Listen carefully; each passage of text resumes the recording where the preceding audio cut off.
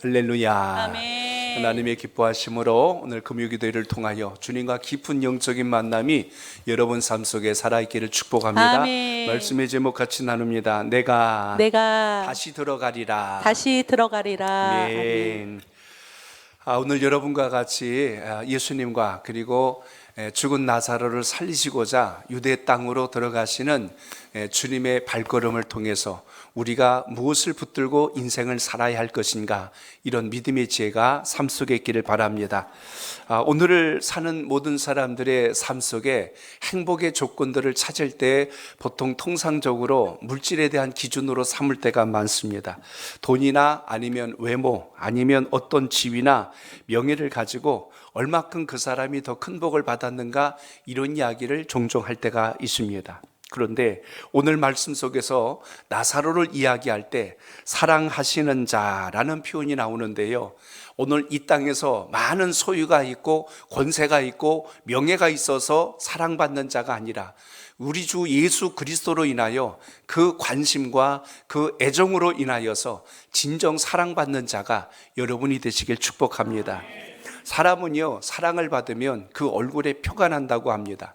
짐승도 사랑받고 자란 짐승은 항상 보면은, 야, 얘가 사랑을 많이 받고 자랐구나 하는 걸 느낄 정도죠. 우리 자녀들도 사랑 안에서 성장한 것과 눈치 받으며 성장하면 성장하는 모습이 다를 수밖에 없습니다. 그러므로 오늘 주신 주님의 말씀을 통하여 믿음의 영적 지혜가 여러분 삶 속에 있기를 바랍니다. 동물들도요, 여럿이 같이 있다 보면 자기 먹을 것 때문에 으르렁대거든요. 가끔 여러분 동물들 이렇게 보면 머리 쓰다듬어서 예쁘다 그러면 먹으면서 하는 것이 있어요. 이쁘다고 했는데 생각은 내 거 뺏어 먹으려고 그러는구나, 그러고 있단 말입니다. 그런데 어떤 동물들은요, 쓰다듬어건 옆에 있건 간에 관심 없어요. 먹어요. 누가 자기 먹는 것 가지고 손대지 않았기 때문에 큰 불편함이 없습니다. 신앙생활을 할 때도 마찬가지입니다. 어떤 상황에서도 주님이 건져주신 것을 믿고 신뢰하면 그 상황 속에서 우리가 두려워하거나 조바심을 갖거나 낙망하지 않습니다. 하나님께서 여기서도 반드시 답을 주실 것이고 길을 주실 것이다, 이런 소망이 있다는 이야기입니다. 아이들 얘기 제가 가끔 하잖아요. 사랑받는 아이는 머리로 손을 가면 내밉니다. 만져달라고. 그런데 사랑을 잘 못 받으면 머리 내밀면, 아니 머리에 손 가면 막 팔로 벌써 이렇게 하고 이렇게 몸을 피해요. 그러니까 우리가 신앙생활 할 때 원리가 똑같아요. 오늘 이 금요기도를 통하여 주님께서 여러분을 사랑하시고 오늘도 부르시고 있다는 사실을 꼭 기억할 수 있길 바랍니다. 그래서 오늘 사랑받은 오늘 나사로, 사랑을 입었던 마르다와 마리아의 그 고백을 통하여 오늘 주님이 어떻게 반응하셨는가를 기억하시면서 여러분에게도 이 은혜가 있기를 바랍니다. 자, 저를 따라합니다. 믿는 자에게도 고난은 있습니다. 고난은 있습니다. 오늘 말씀 속에 보면 예수님과 나사로의 가정에 아주 특별한 관계에 대해서 소개하고 있는 것을 주목하게 됩니다. 예수님께서 예루살렘에서 한 3km 정도 떨어진 곳이 베단이라고 하는 곳인데요, 복음을 전하다가 그 지역에 가셨을 때 나사로의 집에 들어가서 늘 쉬었다는 이야기입니다. 사람이 어딘가 가서 쉴 때는 그 집이 부자라서가 아니라 마음이 편해야 쉼이 와요. 사람이 마음이 편해야 먹어도 소화가 잘 되고, 마음이 편해야 잠을 자도 꿀잠을 잡니다. 사람이 불안한 상태에서는 먹어도 입맛도 없고 소화도 잘 안 돼 체한다는 이야기입니다. 잠을 자도요, 선잠을 자요. 자다가 막 자꾸 깨요. 경기 일으키죠. 편안함은요, 거기가 넓던 좁던 중요하지 않아요. 편안한 게 일단은 제일 중요하다는 겁니다. 사람도 편안한 사람하고 만나면 그렇게 즐거울 수가 없고 시간 가는 줄 몰라요. 그런데 우리의 삶 속에서 불편한 관계, 어려운 관계가 지속되면요, 잠시 잠깐도 함께하기 싫은 겁니다. 주의 전에 오셔서 예배드리고 함께 교제하고 나눌 수 있다는 이 은혜를 체험하고 경험하신 분들은요, 교회 오는 게 그렇게 즐거울 수가 없다니까요. 소그룹 모임을 가져도, 목장 모임을 가져도, 야, 목장 모임 기다려진다 하고 이렇게 모이는 목장들이 있잖아요. 우리 교회 모든 목장분들 다 그러잖아요. 리더분들, 우리 목장입니다 하는 분들 고개 끄덕끄덕. 아멘 한번 시작. 그래요. 악을 써가며 아멘 하셔야 돼요. 우리 목장 오면 제일 행복합니다 하고 이래야죠. 그래서 목원들이 해마다 목장을 또 새로 편성할 때 목사님, 사모님, 저 이 목장 너무 좋아요. 떠나기 싫어요. 막 이러면요, 저도 가슴이 감동이 되고 절이 오잖아요. 그럴 리야 없겠지만, 목사님 언제 목장 교체해 주세요? 언제 바꿀 거예요? 이렇게 되면 심각하다는 이야기입니다. 교회 공동체에 정말 귀중한 게 뭐냐면 이런 만남의 장이 있다는 이야기예요. 거기서 같이 울어줄 수 있고 거기서 같이 마음을 나눠줄 수 있다면 얼마나 귀하고 소중합니까?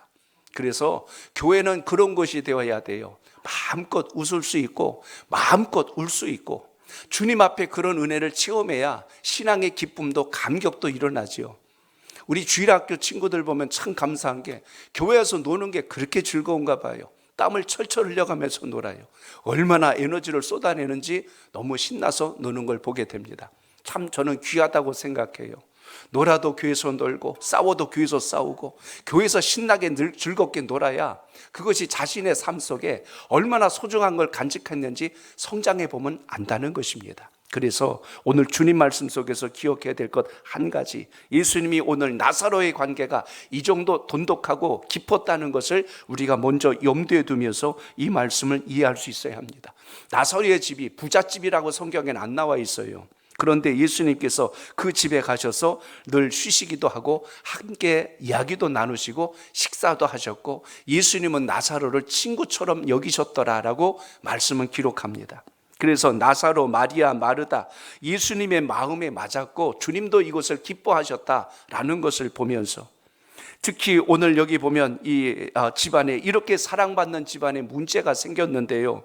오늘 지금 나사로가 여기 보니까 어떤 중병에 걸린 상황이 왔습니다. 이미 상황을 보니까 이 병이 나을 병이 아닌 상황이 왔어요. 이쯤 되니까 마르다와 마리아가 누굴 찾았냐면 예수님을 찾는 이야기로 오늘 본문이 소개가 됩니다. 그런데 예수님, 우리 오라비가 아파요, 이렇게 이야기하지 않아요. 아주 특이한 문장을 우리가 오늘 본문에서 두 번 발견합니다. 그 하나가 바로 뭐냐면 바로 사랑하시는 자란 표현입니다. 자, 여러분 오늘 말씀 속에 5절을 한번 보세요. 5절 시작. 예수께서 본래 마르다와 그 동생과 나사로를 사랑하시더니. 아멘. 야, 주님이 사랑하시면 끝난 거 아니에요. 주님이 사랑하시면 이미 모든 거 교통정리 끝난 겁니다. 이미 앞부분에서도 한 번 더 3절에서도 소개되어 있는데 거기 보니까 사랑하시는 자가 병들었나이다. 이 말은 마르다와 마리아가 생각할 때도 사랑받고 있다는 걸 알고 있었고 예수님께서도 이 가정을 사랑하셨다는 의미를 이 대목에서 우리가 발견할 수 있습니다. 그렇기 때문에 이런 관계였기 때문에 이들이 무슨 사회적 명성이나 큰 권세를 가졌거나 재력이 많거나 그런 거 아니에요. 사람이 만나도 여러분 진솔한 만남과 교제가 여러분 속에 있길 바랍니다. 신앙 안에서 교제는 그래야 돼요. 계산적이고 이기적이고 목적을 가지고 교제하다 보면 오래가지 못합니다. 서로 사랑과 신뢰와 존중이 있고 아껴줌이 있으면 그 모임은 떠나기가 싫은 거예요. 계속 같이 교제하고 싶은 마음이 그 속에서 일어난다는 것입니다. 오늘 나사로의 가정과 같이 오늘 여러분의 삶 속에서도 올 한 해 주님과 동행해 왔던 발걸음이 주님은 여러분을 끊임없이 사랑해 주셨는데 나는 그 사랑을 느끼지 못해서 주님은 나를 안 사랑하시나 봐. 혼자 외로움을 타고 혼자 슬픔에 빠져서 혼자 어둠에 엎어져 있는 그런 연약한 자가 아니라 오늘 이 금요 기도회를 통하여 주여 제가 주님을 사랑하나이다. 주님께서 사랑하신 자가 여기 있나이다. 오늘 이런 고백을 가지고 기도할 수 있기를 바랍니다. 오늘 예수님의 특별한 사랑을 받은 이 가정에 큰 어려움이 왔어요. 나사로가 갑자기 중환병에 걸려서 죽어가고 있는 상황이 왔다는 것입니다. 이 당황스러운 상황 속에서 오늘 예수님의 특별히 사랑을 받은 이 가정에 불행의 그림자가 드리워지고 있는 위기를 만나게 됩니다. 이쯤 되면 우리는 많은 생각을 할 수 있어요. 아니 예수님이 그렇게 사랑하신 집에 왜 갑자기 중병을 걸린 나사로와 같은 상황이 발생했을까라는 생각을 가질 수 있습니다. 또 나사로는 여러분 이름도 좋아요. 그 뜻을 보니까 하나님은 나의 도우심이라, 이런 뜻을 가진 게 나사로예요. 하나님이 돕는 사람이 어찌하여 중병에 걸려 갑자기 젊은 나이에 죽는단 말이냐, 이런 상황이 지금 발생한 겁니다. 신앙하다 보면 혼란스러울 때가 있습니다. 나름대로 주님 앞에 열심히 신앙생활 한다고 했는데 왜 나에겐 자꾸 이렇게 어려운 일이 생기지? 왜 나에겐 자꾸 이렇게 힘든 일이 끊이지 않지? 하면서 스스로 불행하다고 생각하고 예수 믿어도 소용없다는 생각이 밀려 들어올 때가 있습니다. 신앙에 갈등이 생겼어요. 믿어 말어, 떠나, 아니면 다시 옛날로 돌아가, 별 생각이 내 마음속에서 막 요동치는 상황이 옵니다. 심지어 하나님을 믿는다고 했는데 이거 소용도 없구나, 하나님이 나를 그렇게 사랑하신다는데 이게 무슨 사랑이야 하면서 이렇게 절망에 빠질 수 있는 요소들이 우리 주변에 많이 있다는 것입니다. 그런데 오늘 본문에 보시면 나사로의 누이였던 오늘 마르다와 마리아의 고백을 잘 여러분 유념 있게 보셔야 돼요. 나사로가 병들어 죽어가는 상황 속에서 예수님께 사람을 보냈는데요, 보낼 때 그에게 전가를 보낸 내용이 그거예요. 주여 보시옵소서, 사랑하시는 자가 병들었나이다. 지금 원망하는 것이 아니라 주님께서 이처럼 사랑했던 우리 오라비가 지금 큰 병에 걸렸나이다라고 요청을 하고 있는 장면을 봅니다. 예수님 어쩌자고 우리 집에 이런 힘든 일이 생겼어요 하고 그걸 가지고 원망하는 게 아니고 주님께 지금 도움을 요청하는 이 장면을 봅니다. 신앙하며 살다가 보니까 때로는 먹구름이 낄 때도 있고 비가 올 때도 있고 예상하지 못했던 어려움이 올 때 왜 자꾸 나에게 이런 일이 생겨요? 라고 그걸로 주저앉는 게 아니라 주여, 주님께서 오늘 큰 사랑으로 저를 여기까지 이끌어 주셨사온데 저에게 지금 이런 기도 제목이 있나이다. 저의 이 소원과 간구를 기억하시고 주님의 순족한 뜻을 보여주시옵소서.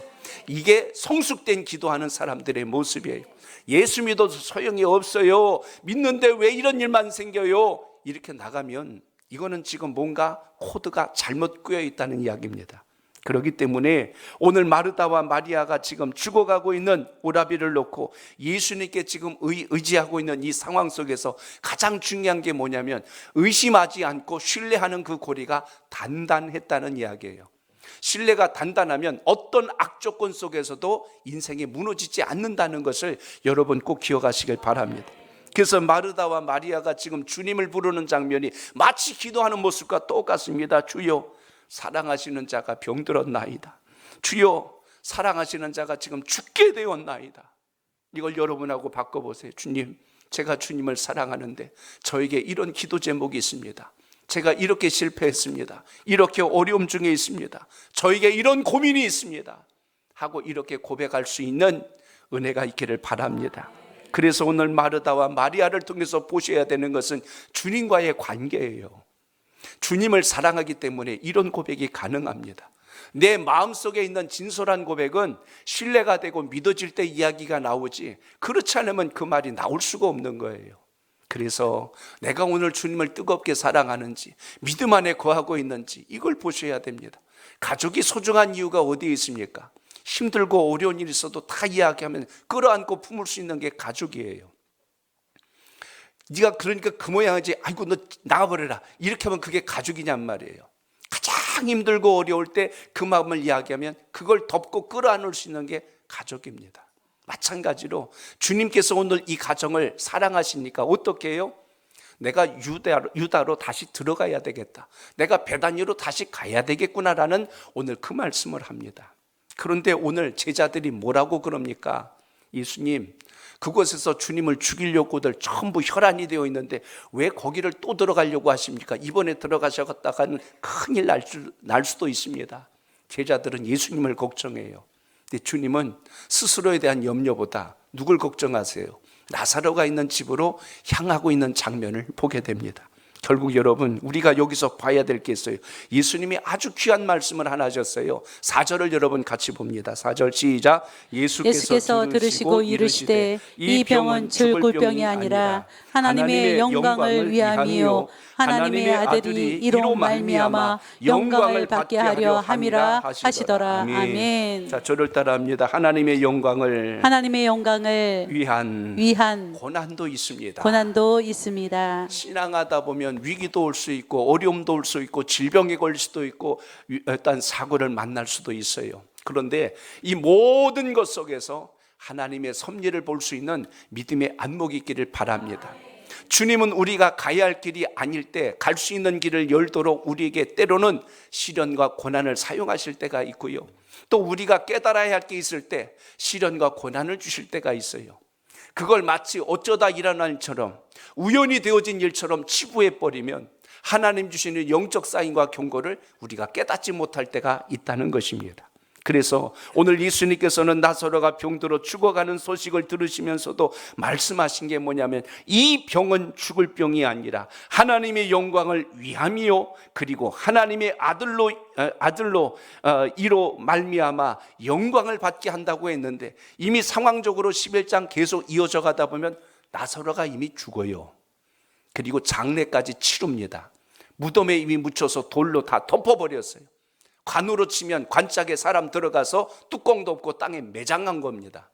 이 상황까지 갔는데 주님은 하신 말씀이 뭐냐면, 이 병은 죽을 병이 아니래요. 육신의 눈으로 보면 이미 죽은 병인데 주님께서는 죽을 병이 아니래요. 주님의 말씀 한마디 한마디에 굉장히 깊은 뜻이 있어요. 이 말은 주님께서 살리실 의도를 가지고 계획을 가지고 진행하고 계신다는 뜻을 이 문장과 말씀 속에 담은 것을 보게 됩니다. 그러므로 오늘 죽은 나사로를 살리심으로 사람들이 하나님의 권세와 능력이 여기에 있었구나, 이분은 일반적인 그냥 선생이 아니라 랍비가 아니라 우리의 생명을 살리고 죽게도 할 수 있는 권세를 가진 바로 메시아로구나 라는 걸 알 수 있도록 보여준 사건이 오늘 본문에 있습니다. 결국 육신의 눈으로 보면, 아니 주님과 그렇게 사랑을 입은 자가 어찌하여 저렇게 중병에 걸렸다 죽었대 하고 사람들은 수군덕거려요. 그런데 믿음의 입장과 신앙의 입장에서 본다면 주님께서는 그 일을 통하여 하나님의 영광을 나타내고 주님의 살아계심을 보여주셨다는 이야기입니다. 로마서 8장 28절을 보세요. 거기 이런 말씀 나옵니다. 시작. 우리가 알거니와 하나님을 사랑하는 자, 곧 그의 뜻대로 부르심을 입은 자들에게는 모든 것이 합력하여 선을 이루느니라. 아멘. 우리가 알거니와 하나님을 사랑하는 자, 곧 그 뜻대로 부르심을 입은 모든 자에게 뭐가 일어나요? 합력해서 선을 이루신다. 그러니까 내가 생각할 때는 단추를 잘못 깬 것 같고, 내가 생각할 때는 길을 잘못 들은 것 같은데, 하나님은 그 속에서도 일을 하셔서 모든 것에 선을 만들어내시는 우리 주님이란 사실을 잊지 않길 바랍니다. 나사로가 병들어서 지금 결국 죽음으로 인하여 가정에는 큰 고통이 찾아왔습니다. 그 고통에서 그런데 주님은 끝나지 않도록 하나님의 영광이 드러날 수 있도록 역사하신 것을 보면, 우리 앞에 놓여진 일을 가지고 우리가 속단하거나 미리 포기하는 일이 없기를 바랍니다. 당장의 결과가 끝이 아니라 그 마지막의 그림을 완성하시는 분이 우리 주님이란 사실을 오늘도 기억하시길 바랍니다. 그러므로 오늘 우리들의 신앙도 마찬가지예요. 신앙하다 보면 고통이 올 수도 있고 위기가 올 수도 있고 때로는 인생의 큰 절망스러운 상황이 올 수도 있습니다. 그러나 믿음의 사람은 일시적인 고난 때문에 절망하거나 원망하거나 그리고 믿음을 떠나는 것이 아니라 그 속에서 하나님이 하시려고 하는 뜻이 무언가를 발견하려고 하는 안목이 있기를 바랍니다. 그게 진짜 믿음의 사람이에요. 그러니까 오늘 이 금요일에 나오신 여러분은 아주 중요한 사실을 하나 발견하는 겁니다. 내 삶 속에서도 위기가 올 수 있구나. 그러나 그 위기가 끝이 아니라 그걸 통해서 하나님이 하시려고 하는 의도가 있구나. 이걸 발견할 수 있는 통찰력, 이게 영성이고 이게 믿음이고 이게 성숙한 그리스도인들의 진가가 나타난다는 걸 기억하시길 바랍니다. 그래서 나사로의 경우와 같이 오늘 하나님의 능력과 구원하심을 체험하기도 하고, 또 때로는 스데반 집사는 주의 복음을 증거하고도 돌에 맞아 순교하는 역사가 있잖아요. 그러면 사람들이 생각할 때, 아니 저 믿음 좋은 스데반 집사가 돌에 맞아 죽었대 하고 사람들은 죽었다고 말하지만, 스데반 집사는 그 마지막 순간 하늘 보좌에서 벌떡 일어나 자기를 향하여 손을 내밀고 계신 주님을 만나는 놀라운 역사를 보게 됩니다. 영혼과 생명을 살리시는 하나님의 은총이 여러분의 신앙과 믿음 속에도 살아있기를 바랍니다. 그러므로 오늘도 여러분 자신을 되돌아보세요. 내가 고난 중에 있는가? 실패 중에 있는가? 낙심 중에 있는가? 그것이 중요한 것이 아니라 이걸 통해서 하나님이 보여주시려고 하는 게 무엇일까를 찾는 그 기도가 오늘 이 시간 있기를 바랍니다. 설령 그 답을 내가 찾지 못한다 할지라도 주님을 붙들고 가시면 주님께서 가장 선한 곳으로 우리를 옮겨주신다는 사실을 끝까지 포기하지 말고 신뢰할 수 있기를 바랍니다. 왜 그러냐면 하나님은 택한 주의 백성들을 사랑하시고 가장 좋은 것을 주시기 위하여 우리를 부르신 분이기 때문에 우리 인생을 이 땅에서 초라하게 만들지 않는다는 것을 오늘도 꼭 기억하시길 바랍니다. 그래서 하나님께서 고난 중에도 역경 중에도 우리의 삶을 통하여 영광을 드러내실 뿐만 아니라 하나님이 어떤 분이신가를 나타내신다는 걸 믿는다면 우리가 영적인 분별력을 놓치지 말고 믿음의 자리에 서시기를 축복합니다. 말씀을 준비하다가 제가 찬송가 369장 오늘 거기 가사 중에 2절과 3절 이게 참 은혜가 되더라고요. 오늘 두 절을 같이 불러봅니다. 시험 걱정 모든 괴로움 2절과 3절 찬양해 봅니다.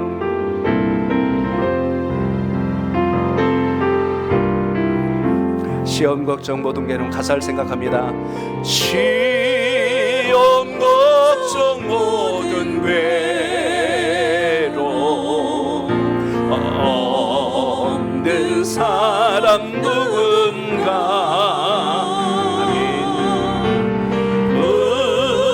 의지롭시 낙심 말고 기도드려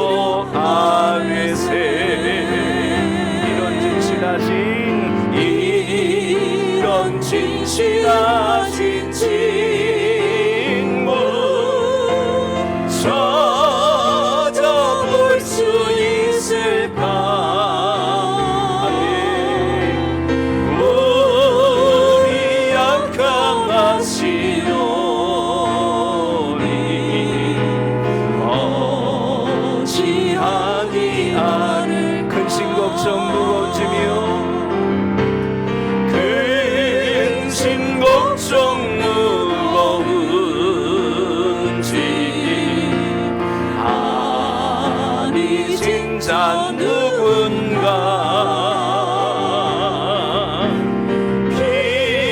피난처는 우리 예수 주께 기도드리세. 아멘. 친구 멸시하고 너를 조롱하여도 예수 품에 안기어서 참된 위로 받겠네.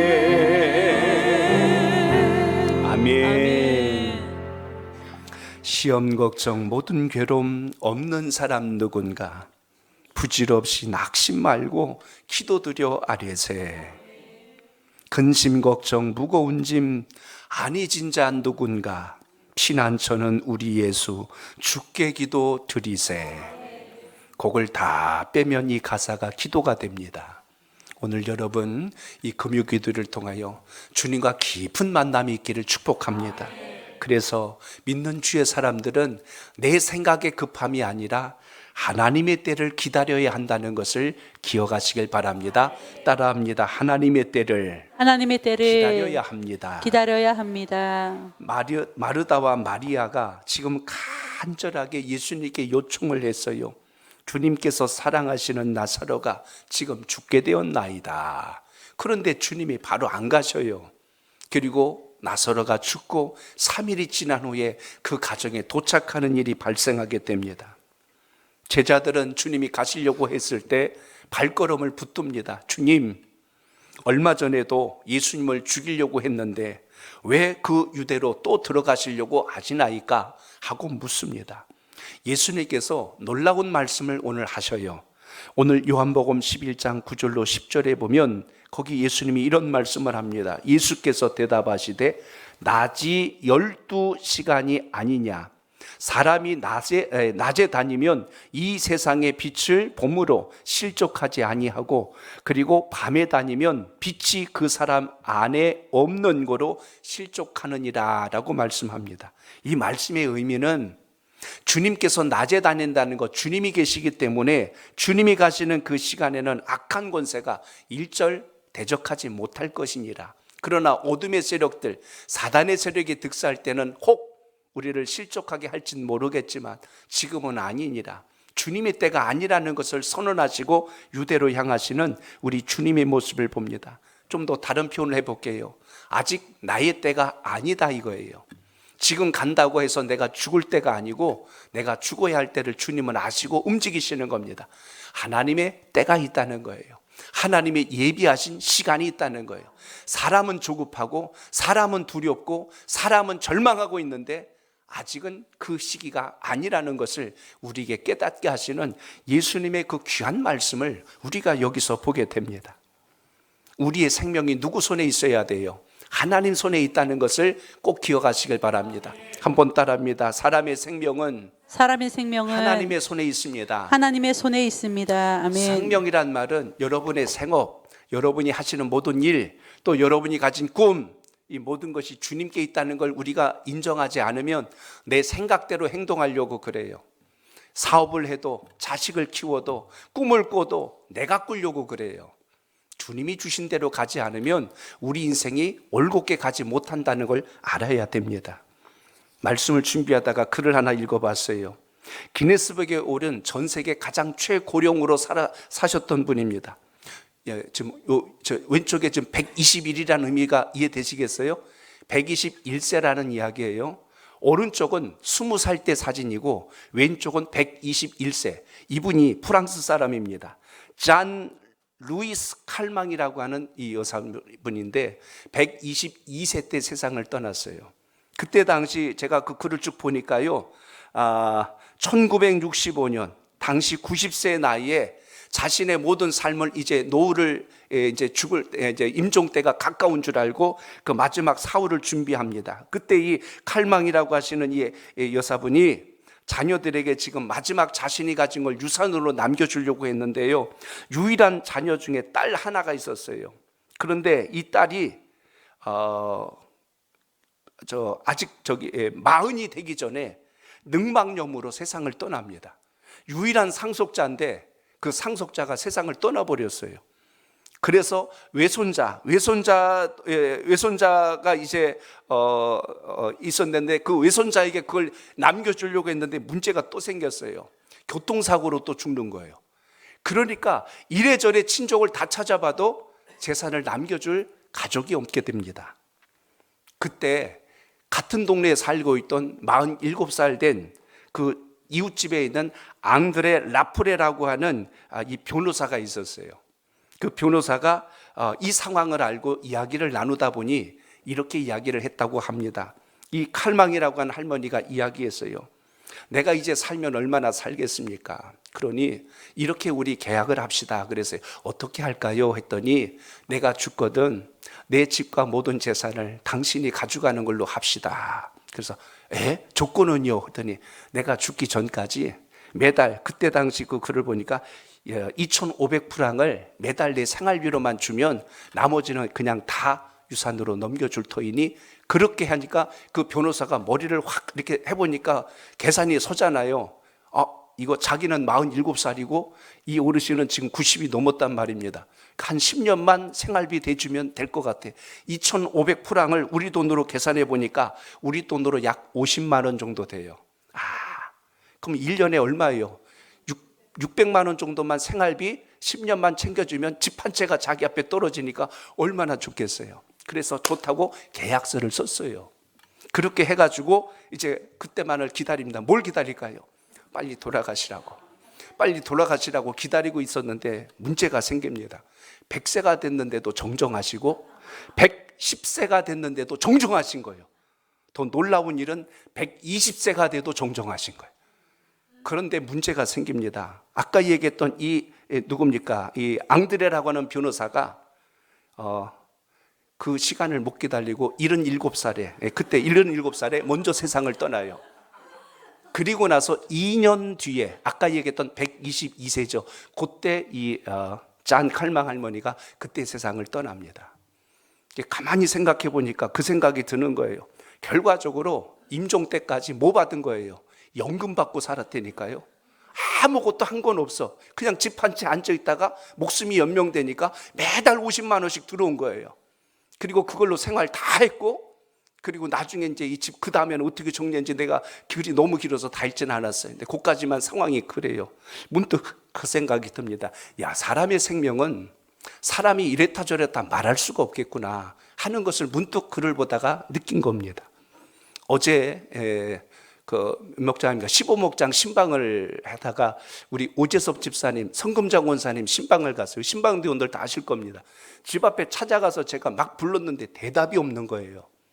그래서 제가 첫 번째 든 생각은 이사를 가셔서 내가 주소를 잘못 찾아왔나? 그래가지고 다시 나오려고 그러는데 안에서 들리는 거예요. 목사님 하고 소리가 들려서 이렇게 봤더니 성금장 원사님이 나오시더라고요. 그래서 계셨군요. 저 어디 나가신 줄, 우리 오늘 하고 밖에서 마중 나가신 줄 알았어요. 그랬더니 아니에요. 안에 있었는데 목사님 말씀 들었는데 조금 늦게 나왔네요.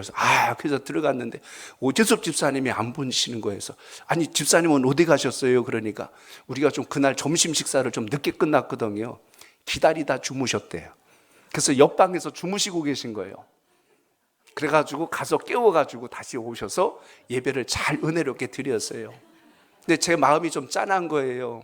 연세도 있으신데 항상 두 분이 이렇게 와서 예배 드린 거 보니까 얼마나 귀합니까? 그래서 오집사님 동네 다른 어르신들하고도 좀 교제도 하시고 이렇게 무료하게 보내지 않았으면 좋겠어요. 그랬는데 한마디를 딱 하시더라고요. 다 죽었어요. 그러니까. 다 죽었어요. 아는 사람 다 죽었대요. 그래서 지금 혼자 계신대요. 그래서 그냥 늘 집에 있고 그냥 송 권사님이랑 이렇게 이야기하신다고 해서 제가 뭐라고도 드릴 말씀이 없더라고요. 살다 보면 우리의 생명과 우리가 하는 모든 일도 주님의 주권적 섭리 속에 있다는 것을 오늘도 기억하시길 바랍니다. 그렇기 때문에 사명 다하는 그날 주님이 우리를 부르신다는 걸 생각하면 오늘도 감사로 신앙하는 여러분의 믿음이 되시길 바랍니다. 다니엘과 그의 세 친구를 보세요. 금신상 앞에 절하지 않겠다고 했더니 느부갓네살 왕이 뭐라고 했습니까? 저 세 사람을 모두 뜨거운 풀무불 속에 집어넣어라. 아마도 그날 사드락 메삭 아벳느고는 죽는 날이었습니다. 불 속에다 집어넣어 버리는데 어떻게 안 죽을 수 있겠어요? 그런데 왕이 그 세 사람에게 한 이야기가 있습니다. 지금 이 순간이라도 금신상에 절하면 살려주겠지만 그렇지 않으면 너희를 저 뜨겁게 타는 불 속에다가 저걸 내가 7배나 뜨겁게 만들 텐데 그 속에다 너희를 집어넣을 것이니라. 그 이야기를 듣자 이 사드락 메삭 아벳느고가 한 이야기가 있습니다. 왕이시여, 우리가 섬기는 우리 하나님이 우리를 저 뜨거운 불 속 가운데 능히 건져내시겠지만 왕의 손에서도 우리를 건져내실 분이 하나님이십니다. 왕이 우리 생명을 좌지우지하는 것이 아니라 우리의 목숨은 하나님께서 붙들고 있습니다라고 그 앞에서 담대하게 고백하는 겁니다. 만일 하나님이 그렇게 하지 아니하실지라도 왕이 세우신 저 금신상 앞에 우리는 절하지 않을 것입니다 라고 고백합니다. 뭘 믿은 거죠? 하나님의 때를 믿은 거예요. 우리의 생명도 여러분의 앞길도. 그러므로 우리 인생을 누가 붙들고 계세요? 주님이 붙들고 계세요. 여러분의 생업도 여러분의 일터도 여러분의 자녀도 하나님의 주권적 섭리에서 성장하고 있다는 것을 기억하시길 바랍니다. 그래서 다니엘서 3장 28절에 보면 나중에 그 뜨거운 불 속에서 이들이 죽지 않고 나왔는데 성경에 보니까 머리털 하나 불에 그을리지도 않았고 불에 탄 냄새조차 나지 않았다라고 기록됩니다. 왕이 그 모습을 보고 고백한 이야기를 우리 읽어보겠습니다. 다니엘서 3장 28절 시작. 느부갓네살이 말하여 이르되 사드락과 메삭과 아벳느고의 하나님을 찬송할지로다. 그가 그의 천사를 보내사 자기를 의뢰하고 그들의 몸을 바쳐 왕의 명령을 거역하고 그 하나님 밖에는 다른 신을 섬기지 아니하며 그에게 절하지 아니한 종들을 구원하셨도다. 아멘. 그들을 이야기합니다. 너희들이 믿고 있는 그 하나님을 찬송할지로다. 너희가 믿고 있는 여호와 하나님은 대단한 분이시로구나. 그렇게 인정하는 거예요. 그러므로 우리는 언제나 내 자존심이 아니라 주존심으로 살 수 있길 바랍니다. 그래서 성경 말씀을 통하여 하늘에 나르는 새도 떨어뜨릴 권세가 주님께 있는데, 인생은 자기의 얄팍한 무슨 직위 하나만 갖고도 큰 것을 할 것처럼 떵떵거리고 목에 힘을 주는데요, 얼마나 우리가 미련하고 어리석은 인생입니까? 예수님을 재판석에 앉혀놓고 빌라도가 훈계합니다. 요한복음 19장 10절에 보니까 빌라도가 뭐라고 했냐면, 내가 말하지 아니하느냐, 내가 너를 놓을 권세가 있고 십자가에 못 박을 권세도 있는 줄 너 모르느냐 하고 예수님 앞에 호통을 치고 있었어요. 그때 예수님께서 대답하신 말씀이 11절에 나옵니다. 앞부분만 읽어볼게요. 같이 읽습니다. 시작. 예수께서 대답하시되 위에서 주지 아니하셨더라면 나를 해할 권한이 없었으리니. 아멘. 끝까지 봅니다.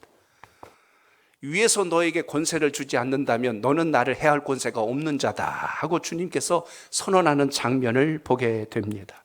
결국 이 땅에서 우리가 가져야 될 가장 귀중한 것은, 내가 보이는 눈의 현상과 내가 눈앞에 보이는 현실 가지고 낙심하지 말고, 내가 주님을 끝까지 붙들고 믿음 안에 살아가고 있는지 이 본질을 붙드는 은혜가 오늘 이 기도 시간에 있기를 바랍니다. 기도 따로 삶 따로 하지 말고, 기도했으면 하나님의 역사를 믿고 하나님의 뜻 앞에 서시기를 축복합니다. 마태복음 15장 21절에 보면 가나안 여인의 딸이 귀신 들려 죽게 될 정도로 힘들어할 때 예수님을 찾아오잖아요. 가나안 여인이라는 건 이 사람은 이스라엘 백성들이 아니고 이방 여인이란 이야기입니다. 예수님께 와서 내 딸이 귀신 들려 죽게 되었나이다, 살려주옵소서. 예수님이 그럽니다. 나는 내 자녀를 위하여 왔지 아닌 자를 위하여 오지 않았다고 계속 주님이 거절하세요. 계속 거절하니까 이 여인이 더 간절히 매달립니다. 그래도 저에게 기회를 달라고 간절히 요청을 하지요. 주님께서 나중에 아주 심각한 상처될 만한 말씀을 그 여인에게 합니다. 자녀의 떡을 개에게 줌이 마땅치 아니하니라. 이 여인이 개 취급을 당했어요. 웬만한 사람이라도 자기를 개처럼 여기면 굉장히 불쾌합니다. 기분이 너무 상할 거예요.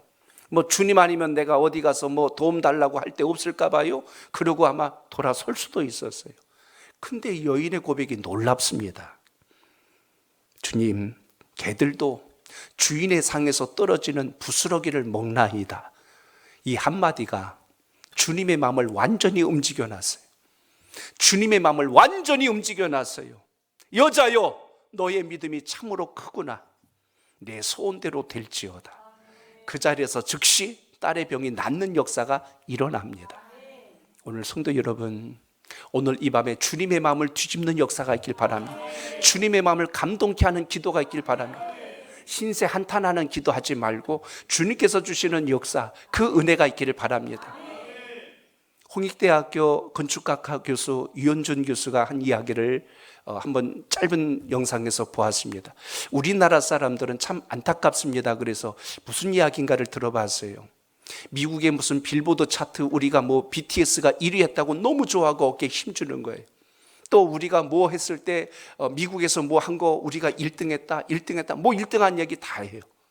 근데 가만히 이야기하는 걸 들어보니까 그 이야기를 하는 거예요. 왜 우리는 다른 나라에서 만들어 놓은 제도와 틀 안에서 1등한 걸 가지고 좋아합니까? 우리가 가지고 있는 독창적인 걸 가지고 우리가 기뻐하며 여기서 1등하는 걸 이야기해야지, 왜 다른 나라가 세워놓은 빌보드 차트니 아니면 뭐 하니 해가지고 무슨 또 뭐 영화 무슨 상 있잖아요. 아카데미 무슨 상 해가지고 거기에 우리가 상을 받았느니 막 그런 것 가지고 왜 이렇게 우리는 좋아합니까? 우리가 가지고 있는 것을 통해서 우리가 가장 위대하다는 걸 좀 드러내면서 가면 어떨까요? 라고 하는 민족의 어떤 정서를 이야기합니다. 다른 사람이 만드는 틀 안에서 1등한 걸 갖고 좋아하지 말고 우리에게 준 장점과 강점을 가지고 이겨낼 수 있는 힘, 이걸 우리가 좀 가지면 좋겠습니다. 이야기하는데 공감이 되더라고요. 우리 신앙하실 때 저는 그 생각을 합니다. 우리 신앙의 틀을 세상의 기준에 맞추지 말고 주님께서 주신 말씀 앞에 맞출 수 있길 바랍니다. 비교에 의해서 1등한 걸 자랑하지 말고 하나님께서 여러분에게 주신 강점을 가지고 이기는 신앙, 그것이 되기를 바랍니다. 우리 자녀들에게도 그 꿈을 심을 수 있도록 기도해 주시길 바랍니다. 그래서 하나님의 사람은 주님께서 주신 꿈과 비전으로 갈 때가 가장 최고의 모습이라는 걸 오늘 말씀 속에서 다시 한 번 더 붙들 수 있기를 바랍니다. 내 인생에 위기가 오고 고난이 왔을 때 마르다와 마리아처럼 예수님을 찾아서 도움을 구할 수 있는 그 마음, 다른 데 가서 신세 한탄하고 하소연하고 넋두리 하는 게 아니라 주님께서 주신 능력을 가지고 다시 일어날 수 있는 그 힘, 오늘 이 기도회를 통하여서 여러분 속에 다시 한 번 더 강력하게 일어날 수 있기를 바랍니다. 주님으로서 우리에게 때를 예비하실 때 우리가 잘 기다리고 붙들어서 주님 주신 능력 가지고 일어나야죠. 왜 자꾸 비교에 의해서 낙심하고 열등감에 빠지고 왜 자꾸 주눅 들고 인생을 부정적으로만 해석하게 하려고 합니까? 그래서 다시 한 번 더 오늘 말씀 속에 주님은 끝까지 누구를 향하여요? 사랑하는 자를, 택한 자를, 아끼는 자를 향해서 다시 발걸음을 옮기시는 분이 주님이시라면 오늘 그 주님의 발걸음을 여러분에게 다시 오게 만드는 역사가 오늘 이 기도 시간에 있기를 주의 이름으로 축복합니다. 고난 중에 있나요? 포기하지 마시고 주님을 더 강력하게 의지하시길 바랍니다. 고난을 통해서 영광을 이루시는 분이 하나님이시라며 오늘 그 속에서 일하시는 주님 때문에 여러분의 인생에 반전이 일어나고 간증이 나타나고 승리하는 역사가 있기를 축복합니다.